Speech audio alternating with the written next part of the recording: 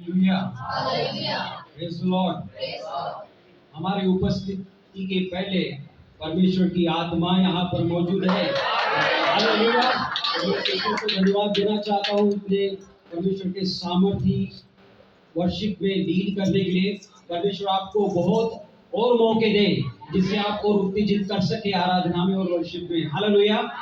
और जितने भी प्रार्थना आपने किए शुरुआत से कि आज कोई भूखा नहीं रहेगा, परमेश्वर करे कि आज सच में कोई भूखा ना रहे। हालेलुया। जब आप कोई माँ को हाथ में रोटी लिए अपने बच्चों के पीछे जाके देखो और उसके पीछे लग के देखो कि बेटा एक निवाला को मेरे हाथ से खा ले, और वो भागते रहे, आप सोचोगे कि माँ शायद परेशान है या माँ की प्रॉब्लम है, लेकिन माँ की प्रॉब्लम या पिता की प्रॉब्लम नहीं, लेकिन उस बच्चे की प्रॉब्लम है जिसमें भूख की कमी है। हालेलुया। जिस व्यक्ति के अंदर में भूख की कमी है वो व्यक्ति जीता जागता मरा हुआ इंसान कहलाता है। जिसके अंदर में भूख की कमी है उसे इलनेस कहा जाता है। अगर डॉक्टर के पास में जाओ या किसी भी वैद्य के पास में जाओ, ये सबसे पहली बात वो पूछेगा कि क्या तुम्हारा बच्चा, क्या भाई तुम खाना बराबर खाते हो क्या? जिस व्यक्ति को भूख ना लगे वो व्यक्ति की लाइफ में सायरन बजना चाहिए कि कुछ ना कुछ तो गड़बड़ है। हालेलुया। उसी प्रकार अगर स्पिरिचुअल लाइफ में भूख ना लगे तो इमीडिएटली स्पार्किंग की तरह बजना चाहिए कि कुछ ना कुछ तो मेरे अंदर गड़बड़ है, क्योंकि हो ही नहीं सकता जो परमेश्वर पर भरोसा रखता है वो भूखा और उसके लिए प्यासा ना हो। हालेलुया। हम बीमार हैं, इसका एक ही प्रूफ है कि हमें भूख नहीं है।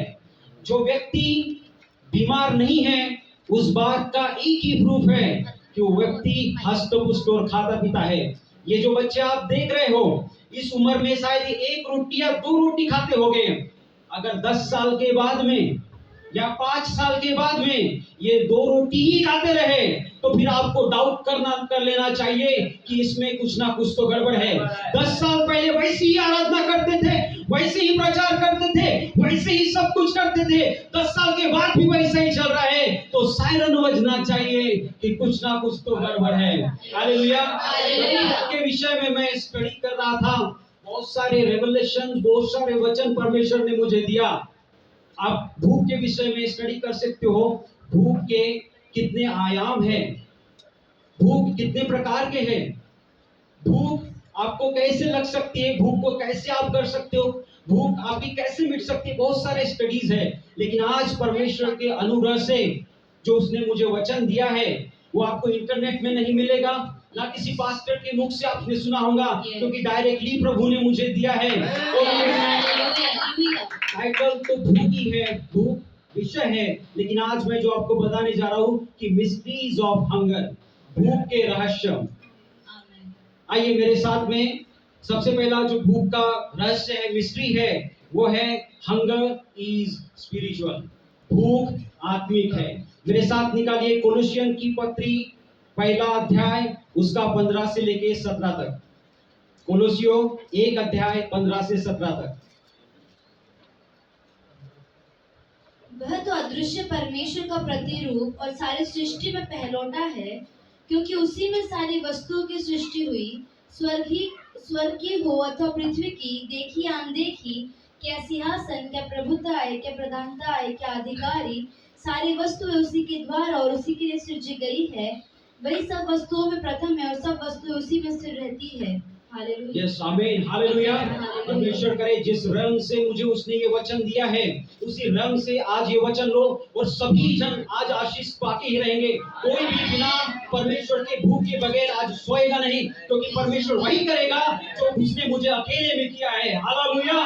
कोलोसियों की पत्री में वो कहता है चाहे प्रधानता हो, चाहे प्रभुता हो, चाहे कोई भी अधिकार क्यों ना हो, सब कुछ प्रभु यीशु मसीह के द्वारा, प्रभु यीशु मसीह के लिए बनाया गया है। हालेलुया। तो इसका मतलब है जब परमेश्वर ने मनुष्य को बनाया और मनुष्य के अंदर में भूख भी दिया, वो भूख भी परमेश्वर ने प्रभु यीशु के लिए, प्रभु यीशु के द्वारा बनाया है। यही एक प्रूफ है जिससे आप कह सकते हो कि आपकी और मेरे अंदर की भूख स्पिरिचुअल है। हालेलुया। जब आदम और हवा उस वाटिका में थे, कोई अब मैं पढ़ेगा नहीं, मैं जस्ट आपको बताता, जब वाटिका में थे, आप पढ़ोगे जेनेसिस उत्पत्ति 2 अध्याय 16 और 17 पद में, परमेश्वर ने कहा उस वृक्ष का फल तू न खाना। उसके बाद में आप पढ़ते हो जेनेसिस 3 अध्याय उसके 8वें पद में, जेनेसिस यानी उत्पत्ति 3 अध्याय उसके 8वें पद में कहता है कि जब परमेश्वर ठंड के समय में कभी बगीचे में आया। अभी बहुत से स्कॉलर्स कहते हैं जो ठंड का समय था वो सुबह का समय, ब्रेकफास्ट का समय था, और बहुत सारे जो स्कॉलर्स हैं वो कहते हैं ठंड का समय यानी इवनिंग का, डिनर का समय था। अगर दोनों समय आप ले लो, चाहे ब्रेकफास्ट का समय ले लो या जब इवनिंग का समय ले लो, दोनों के दोनों समय भूख के समय थे। परमेश्वर ने ये चाहा कि मनुष्य मैंने तुझे बनाया तो है, मैंने तुझे भूख को दिया तो है, लेकिन जब तुझे भूख लगे तू फ्रूट को खाने के पहले मुझे रिमेंबर करना। और जब आदम वो फ्रूट से खाता था, परमेश्वर की उपस्थिति ठंड के समय में उसके पास आ जाती थी। मूलतः जब परमेश्वर ने हंगर दिया, हाँ आपकी फिजिकल हंगर भी दिया, वो फिजिकल हंगर इसलिए दिया कि जब जब तुझे भूख लगे, तुझे समझ लेना किसी को तो याद करना है, जिसने तुझे भूख दिया है उसको याद करना है। परमेश्वर इसी घड़ी उसके पास में आ जाता था। हालेलुया। इसीलिए जब हमें हंगर लगता है, भूख लगती है, परमेश्वर चाहता है कि मनुष्य तू खाने के पहले उस परमेश्वर को याद करना जिसने भूख दिया और भूख का निवारण भी दे दिया।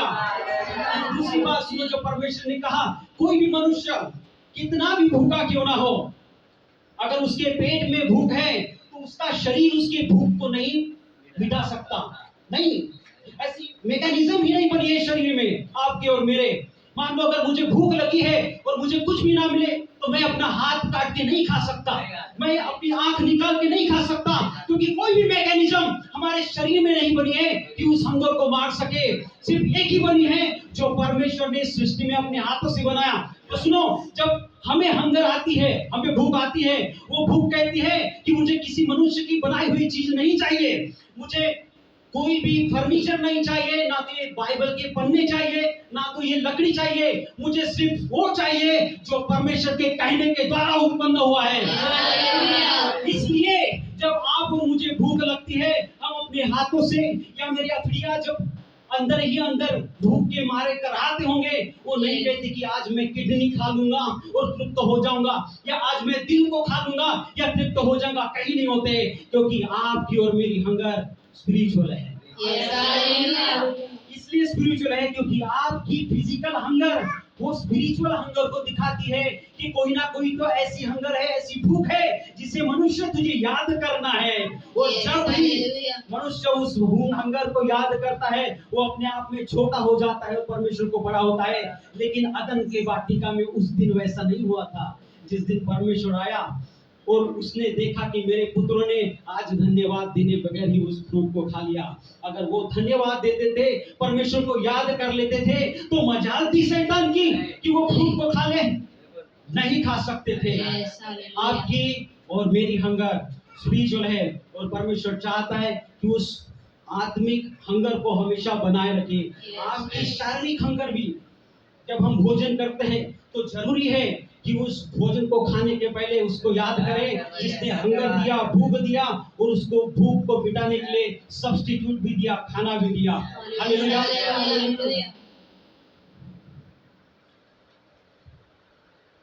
दूसरा, पहला हमने देखा कि हंगर इज स्पिरिचुअल।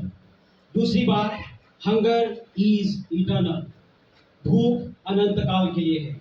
मेरे साथ पढ़िए यूहन्ना रचित सुसमाचार 6 अध्याय उसका 35वां वचन 35। यीशु ने उससे कहा, जीवन की रोटी मैं हूँ, जो मेरे पास आता है वह कभी भूखा ना होगा, और जो मुझ पर विश्वास करता है वह कभी प्यासा ना होगा। हालेलुया। यूहन्ना रचित सुसमाचार 6:35 कहता है कि जीवन की रोटी मैं हूँ, जो मेरे पास में आएगा कभी भूखा नहीं होगा। इसका रेवलेशन सुनो, आपका जो यीशु है, जो ब्रेड है, अभी वो ब्रेड परमेश्वर के पास में, उसके पास में बैठा है। हालेलुया। आप यहाँ पर हैं और आपकी जो ब्रेड खाने की है वो परमेश्वर के दाहिने ओर बैठी है, तो उस ब्रेड को अगर खाना है तो हंगर को इटर्नल होना चाहिए, उस हंगर को अनंतकालिक के लिए होना चाहिए। इसका मतलब जब आपको संसार में भूख लगती है, वो भूख सिर्फ इसी दुनिया में के लिए नहीं है, वो उस पिता के पास में, उस ब्रेड के पास में जाना चाहिए जो ब्रेड पिता के दाहिने हाथ पे बैठा है। हालेलुया। देखो, जब आप पढ़ोगे लूका रचित सुसमाचार 24 अध्याय उसका 41 से 43, कोई पढ़ेगा नहीं, उसमें इस प्रकार से लिखा है, फिर से दोहराता, लूका रचित सुसमाचार 24 अध्याय 41 और 43, उसमें आप देखोगे यीशु मसीह पुनरुत्थित हुए और पुनरुत्थित बॉडी में उन्होंने भुनी हुई मछली खाई। उनका जो शरीर था वो सांसारिक शरीर नहीं था, उनका शरीर था पुनरुत्थित। वो पुनरुत्थित शरीर में मछली का टुकड़ा खा के स्वर्ग में गए हैं। इसका मतलब आपकी और मेरी जो भूख होना है ना, वो अनंत काल के लिए होना है। अगर आपकी और मेरी भूख अनंत काल की नहीं होगी तो आप स्वर्ग में भी नहीं खा सकोगे। बहुत सारे लोगों को लगता है कि भूख शायद इस संसार में होगी, स्वर्ग में नहीं होगी, लेकिन ये आपका वचन जिसको आप पढ़ते हो ये कहता है कि यीशु मसीह भुनी हुई मछली खा के स्वर्ग में गया है और पिता के दाहिनी ओर बैठा है। आपको और मुझे जो शरीर मिलेगा, पुनरुत्थित शरीर जो मिलेगा, वो इटर्नल हंगर से भरा होगा। हालेलुया। उसी प्रकार रेवेलेशन उसका 22 अध्याय उसका 2 पद कोई पढ़े, 22 अध्याय उसका 2 पद, रेवेलेशन 22:2, प्रकाशित वाक्य 22:2। उस नगर की सड़क के बीचों बीच बहती थी यस नदी के इस पार और Yes. उस पार जीवन का वृक्ष था। Yes. उसमें 12 प्रकार के फल लगते थे और वह हर महीने फलता था और उस वृक्ष के पत्ते से जाति जाति के लोग चंगे होते थे। देखो, इसमें अगर आप पहले से पढ़ोगे तो यूहन्ना कहता है, मैंने बिल्लोर किसी एक नदी देखी और नदी के दोनों ओर मैंने 2 वृक्ष देखे। वो जीवन के वृक्ष थे जिसमें 12 प्रकार के फल लगे हुए थे और 12 महीने फलते थे। हालेलुया। हालेलुया। दोनों ओर, नदी के दोनों ओर पेड़ लगे हैं, उसमें 12 महीने फल लगते हैं और 12 प्रकार के फल लगते हैं। इसमें क्वेश्चन नहीं आता क्या आपको? देखो क्वेश्चन क्या है मैं बताता। इस पृथ्वी पर जितने भी काम होते हैं वो सिद्धांत के अनुसार चलते हैं, सिद्धांत के अनुसार। इसलिए आप देखोगे कि अंधकार की शक्तियां भी सिद्धांत के ऊपर काम करते हैं, छोटा मोटा टुटका मिराकल्स करते हैं क्योंकि उनको कुछ सिद्धांत मालूम है।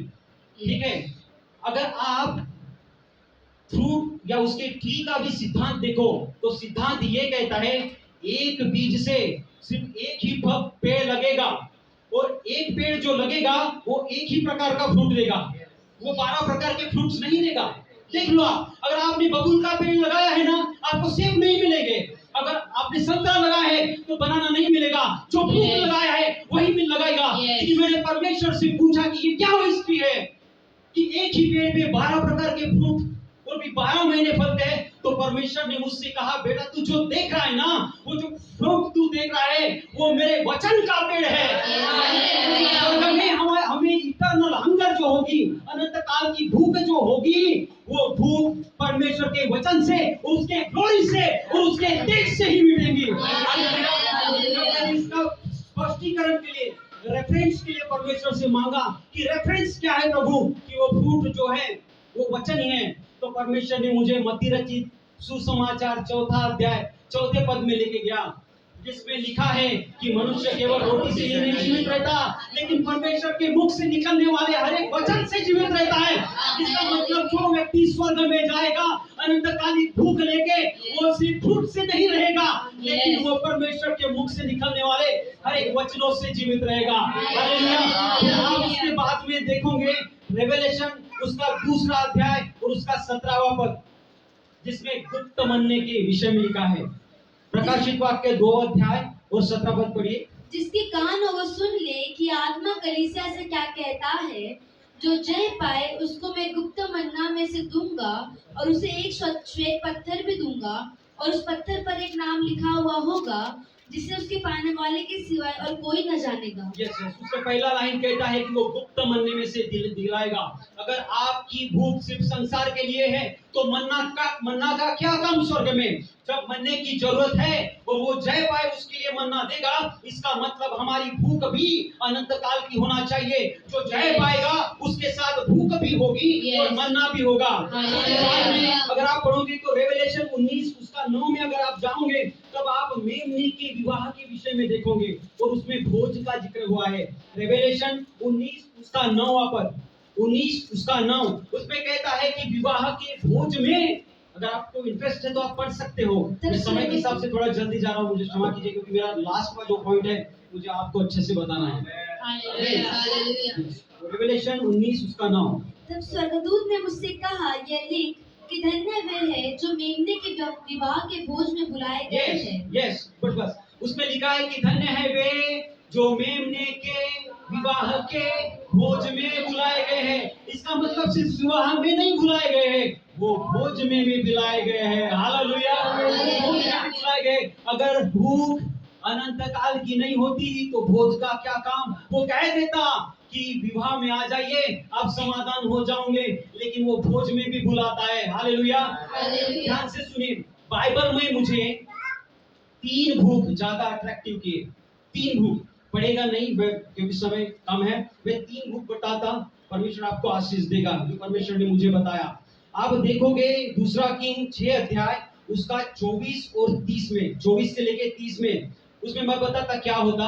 अकाल पड़ा हुआ था और अकाल के दशा में एक माँ राजा के पास में गुहार लगाती है कि राजा, कल इस स्त्री ने मेरे बच्चे को पका के खाया और जब आज इसकी बारी आई तो ये आनाकानी कर रही है।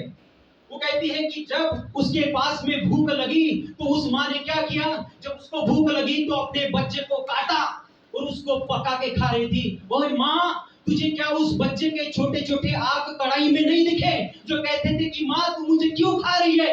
उसके बच्चे की आंख दिखाई देते होंगे माँ को, लेकिन वो माँ कहती होगी क्या करूं बेटा, ये कमबख्त भूख ही ऐसी चीज है जो मुझसे पीछा नहीं छोड़ती।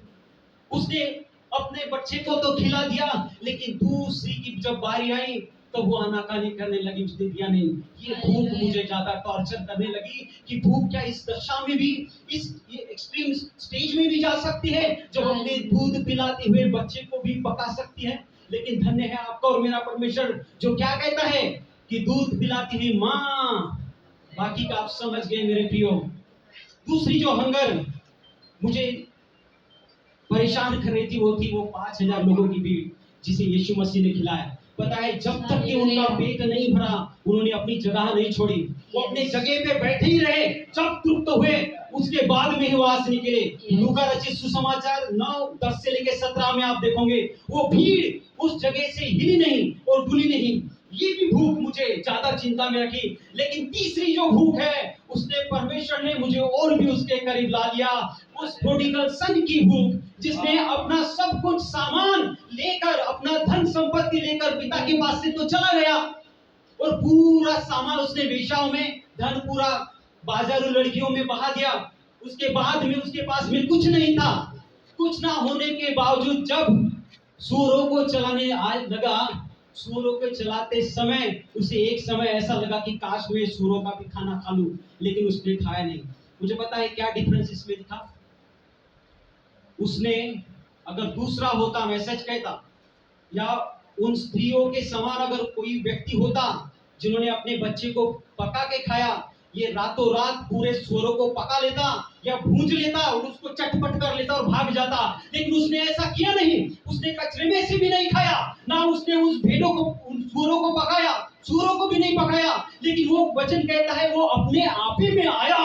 अपने आप ही में आने के बाद 5000 लोगों की तरह वहां पे बैठा नहीं कि मेरी भूख उसके पास से जाएगी।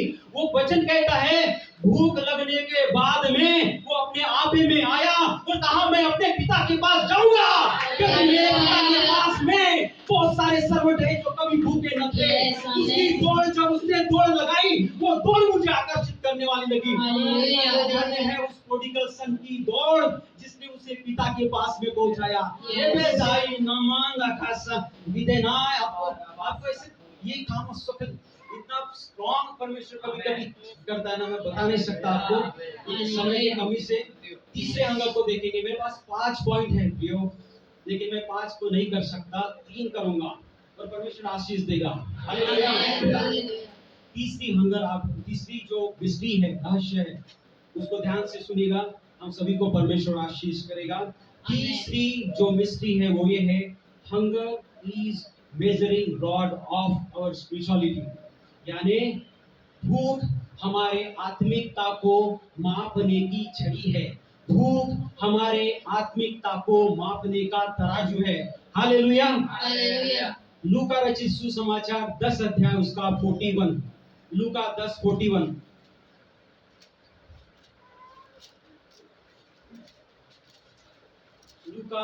लूका 10:41।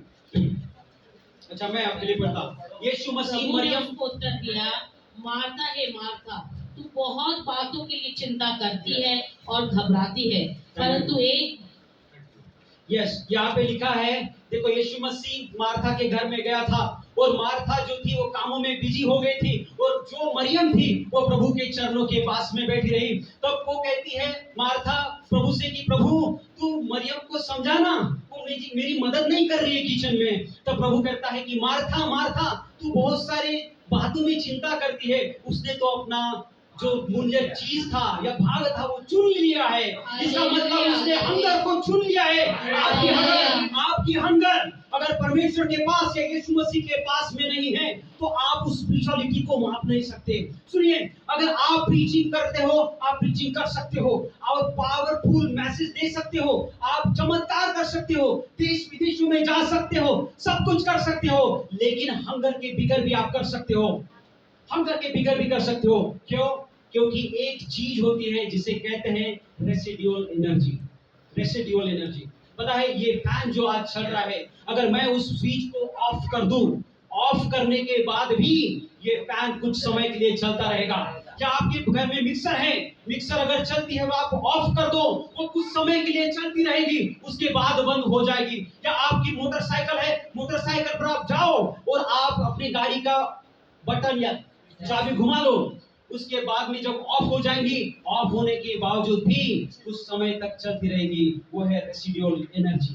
और आजकल बहुत सारे मिनिस्टर्स, बहुत सारे विश्वासी उस रेसिडुअल एनर्जी को समझते हैं कि परमेश्वर के काम है या परमेश्वर की उन्नति है, सब कुछ है। लेकिन मैं आपको बताना चाहता, जो व्यक्ति परमेश्वर के लिए भूख के लिए लायक है, वो प्रभु यीशु के चरणों में बैठा रहता है। वो कहता है, वो क्या कहता है, तू मुझसे लेना चाहता है ना, तू मेरे विश्वासी ले ले। तू लेना चाहता है ना, मेरा चर्च भी ले ले, तू मेरा पावर भी ले ले, तुझे जो लगता है वो ले ले, तू मुझे सिर्फ अपने भूख के साथ में अकेला छोड़ दे। तू मुझे अगर भूख के साथ में अकेला छोड़ेगा, मुझे पता है वो भूख जब मेरे अंदर आएगी वो मुझे अकेला नहीं छोड़ेगी, वो अपने साथ में और चीजों को लेकर आएगी। यस, आपके अंदर की हंगर इतनी पावरफुल है, वो दिखती अकेली तो है, लेकिन जब वो आती है तब आपको अकेला नहीं छोड़ती। आपको अमिताभ बच्चन का डायलॉग याद है, जिसमें अमिताभ बच्चन के जो साइड हीरो रहता है वो कहता है, मेरे पास में गाड़ी है, मेरे पास में बंगला है, मेरे पास में सब कुछ है, क्या है तेरे पास? और वो कहता है मेरे पास माँ है। और विश्वासी जो भूखा है, उससे अगर वो व्यक्ति कहे मेरे पास में चर्चेज है, मेरे पास में पावर है, मेरे पास में मिनिस्ट्री है, मेरे दौरे चढ़ते हैं अमेरिका में, मैं हीलिंग पावर करता हूँ, सब कुछ करता हूँ, क्या है तेरे पास? वो कहेगा मेरे पास भूख है, भूख। उसे पता है जिस समय उसके पास में भूख है, वो भूख अपने पास जो छोड़ा है वो भी लेके आएगी। हालेलुया। जिस प्रकार वो आत्मा, दुष्ट आत्मा घूमते मंडराते हुए आती है ना, और देखती है सुना साना बारह बोरा और अपने साथ 7 लोगों को लेके आती है, उसी प्रकार भूख भी ढूंढती है, और जब वो पा लेती है तो वो अकेली नहीं आती। जो आशीष आपने छोड़े हैं, जो आशीष आपको मिलने थी, वो आशीष भी साथ में लेके आती है। अगर आप किसी की स्पिरिचुअलिटी मापना चाहते हो, ये ना मापो कि कितना अन्य भाषा में प्रार्थना करता है, कितना जोर से प्रचार करता है, हंगर को देखो। इस समय आपकी हंगर बड़ी हो जाएगी और आप किराए के रूम में रहते हो, अगर आपकी हंगर किराए के रूम से ज्यादा हो गई ना, उसी समय किराए का रूम चेंज हो जाएगा। इस समय विश्वासियों की हंगर बढ़ जाएगी, ये चर्च भी बढ़ जाएगा। चर्च इसलिए नहीं बढ़ते, हमारे घर की प्रॉब्लम्स इतनी नहीं जाती क्योंकि हमारी हंगर्स नहीं बढ़ती है। जिस समय विश्वासी चंगाई मांगते हैं, जिस समय पावर मांगते हैं, जिस समय पैसा मांगते हैं, परमेश्वर ये सब कुछ नहीं देता। परमेश्वर उससे कहता है तू हंगर ले ले, क्योंकि यही है सब कुछ, इसी से सब कुछ मिलेगा। और किसी भी परमेश्वर के दास के पास में जाओ, चाहे अपोस्टल बाबा लोला के पास जाओ, बेंसन एडा होदा के पास जाओ, चले जाओ, या क्रिस ओयोकिलेम के पास में जाओ, या फिर रेनहार्ड बॉम्बे के पास में चले जाओ, उनको सीक्रेट पूछो, what is the secret of your miracle ministry, and he will tell you the secret of my ministry and my power is my hunger. Hallelujah. व्यक्ति अपने दौरों को कैंसिल कर देते हैं क्योंकि और उनके लगता है कि मेरे दौरों के कारण, मेरे प्रचार के कारण, मेरे विदेशी सेवाओं के कारण मैं अपनी स्पिरिचुअल लाइफ गवा रहा हूं, मैं हंगर गवा रहा हूं, तो वो कैंसिल कर देते हैं, अपनी सभाएं कैंसिल कर लेते हैं। हालेलुया। हालेलुया। आपने अजूजा स्ट्रीट के बारे में सुना होगा, 1906 अजूजा स्ट्रीट के बारे में सुना होगा। वो रिवाइवल सबसे बड़ी रिवाइवल कही जाती है, पता है क्यों? उस रिवाइवल में अगर आपका किसी का हाथ कटा हुआ है, वहां के पास्टर्स उस हाथ के लिए प्रार्थना करते थे, और ताबड़तोड़ 1 महीने के बाद नहीं, 1 हफ्ते के बाद नहीं, विश्वासियों के आंखों के सामने वो हाथ बढ़ने लगता था, मांसपेशियां उड़ने लगते थे, हड्डियां आ जाती थी, इतना सामर्थ उसमें था। अगर मुझको पूछो what is the secret of your ministry, वो भी आपको कहेंगे हंगर फॉर। उसी अजूजा स्ट्रीट रिवाइवल से एक व्यक्ति निकला था जिसका नाम बाबा लोला था। आप पढ़े ना नेट पे। वो बाबा लोला जब नदी के जल के ऊपर पानी प्रार्थना किया था ना, प्रार्थना करने के बाद में विश्वासियों ने पूरा पानी नदी का साफ कर दिया। कुछ महीनों के बाद नदी का पानी ही पूरा सूख गया, और वही से जब हम आज प्रार्थना करते हैं पानी के ऊपर में, वही से आया है वो। उनको भी आप पूछो what is the secret of your miracle and power, he will say the secret of my miracle and power is hunger. Hallelujah. Hunger बहुत जरूरी है। जब मुझे यहेजकेल की बात याद आती है, वो कहता है कि son of man what do you see in the field, तुम क्या देखते हो? वो कहता है मैं हड्डियां देखता हूँ, क्या ये हड्डियां फिर से जिलाई जा सकती है क्या? जब ये वचन मैं पढ़ता, पता है परमेश्वर का आत्मा क्या कहता है? वो कहता है कि son of man, can these bones be hungry again? क्या ये बोन्स फिर से हंग्री, भूखे प्यासे हो सकते हैं क्या? हर एक व्यक्ति जो परमेश्वर की सेवा करता है या विश्वासी है, हर एक की जिम्मेदारी है कि अपनी हंगर को बढ़ाए। जब हंगर ना हो तो मनुष्य जीता जागता मर चुका रहता है, लेकिन धन्य है वो विश्वासी जो प्रभु के लिए भूखे और प्यासे होते हैं, और परमेश्वर वायदे का पक्का है, जो उससे हंगर मांगता है तो उसे हंगर दे देता है। तो सब कुछ जानता है परमेश्वर की मैं उसे हंगर दूंगा, नीचे सब कुछ आ जाएगी। आज अगर यीशु मसीह मेडिकल चौक में आने दीजिए, आपको देश विदेशों से खबर चली जाएंगे, कोई हेलीकॉप्टर से आएगा, कोई प्लेन से आएगा और कहेगा धन्य है प्रभु तू आ गया, मैं तेरी बाट कितने देर से देख रहा था, मैंने तेरे लिए प्रचार किया, मैंने तेरे लिए मिराकल किया, मैंने सब कुछ कर दिया, धन्य है प्रभु। और उसके ऊपर सब कूदने लगेंगे। लेकिन आत्मा ने मुझसे क्या कहा पता है? अश्विन, अगर तेरे पास में हंगर है और वो तू ड्रम के पीछे में छुपा रहे, उस ड्रम के पीछे छुपा रहे और अपने भूख के साथ में रहे, यीशु मसीह उन भीड़ को छोड़कर तेरे पास में चला आ जाएगा। नहीं देखता, लेकिन वो देखता है कि तुम्हारे अंदर में कितनी भूख है उसके लिए। हमें आशीष दे। मुझे 2 काम करना है। एक काम तो आपके लिए प्रार्थना करना है, और विशेष काम जो प्रभु की आत्मा ने मुझे कहा, मुझे रानी के लिए भी प्रार्थना करना है। विशेष प्रभु के अनुग्रह से मुझे उसके लिए प्रार्थना करना है। और प्रभु का वचन ये कहता है रानी कि मुझे जब आपके पापा के साथ मैंने बात किया था, उसी समय से मैं आपके लिए प्रार्थना कर रहा हूँ। और प्रभु कहता है कि जिस चेयर को आप हाथ लगाते हो, वो चेयर आपको आपका काम का परिश्रम का प्रतिफल देगा। जिस दीवार को आप हाथ लगाते हो, वो भी आपका प्रतिफल देगा। बाइबल का वचन ये कहता है कि दावने वाले बैल के मुंह को न बांधना, क्योंकि उसका हक है, और परमेश्वर आपको उसका हक देगा, आपका हक देगा। जिस फोन से आप कॉल करके लोगों को बुलाते हो कि सभाओं में आओ, बुधवार की मीटिंग में आओ, फास्टिंग प्रेयर में आओ, प्रभु फोन के द्वारा आपको आशीष देगा। यीशु मसीह के नाम से आपके शरीर में जितने भी प्रॉब्लम्स है, यीशु मसीह के नाम से मैं दूर करता, उसे काटता और आपको फोन करता, कि हर एक प्रॉब्लम को दूर करता, यीशु मसीह के नाम से। अपने आंखों को बंद करेंगे चर्च। मैं आप सभी के लिए, मेरे लिए प्रार्थना करना चाहता हूं। मुझे प्रभु के अनुग्रह से अगुवाई हुई कि जब मैं जाऊं और प्रचार करूं तो मैं आपके लिए भी प्रार्थना करूं, और प्रार्थना इसलिए करूं कि आज कोई भी बिना हंगर के सोएगा नहीं। आपको परमेश्वर की भूख Yes. रात में तड़पाने वाली हो जाए। Amen. जब तक कि उस रेल में एंटर ना करो, Yes. जब तक कि वो पालन हो जो Yes. परमेश्वर चाहता है, तब तक के शांत न रहो।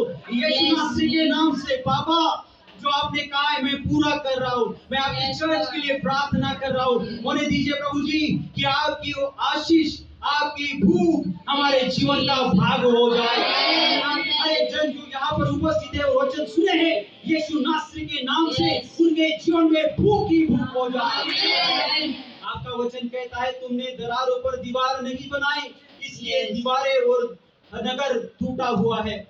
वो कहता है कि मैंने ऐसा मनुष्य देखना चाहा जो बाड़े के नाकी पे खड़ा रहे, ताकि जब मैं उस नगर की विध्वंस करने के लिए उठूं तो उसको देखकर मैं पीछे सरक जाऊं। Yes. लेकिन मुझे ऐसा कोई न मिला।